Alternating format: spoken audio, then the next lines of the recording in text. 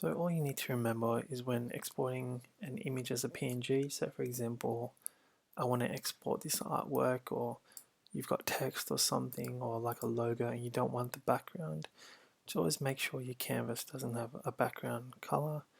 You've got the graphic here, so we want to export this as an image on this 1000 by 1000 artboard. So all you need to do is just go File, Export, and just go Export As. This is the way that I do it. Save it to the desktop, just save it as whatever. Go Use Artboard, because that's what I do, and just see PNG. Don't worry about this. So this is the window that you want to see.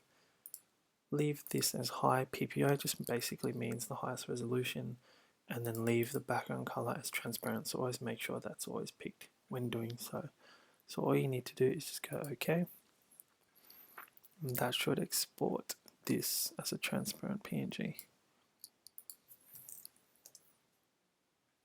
Yep, so there you go. So once you preview this, you'll see if you click on it or move it around, or if you use it, you'll see it has that transparent background.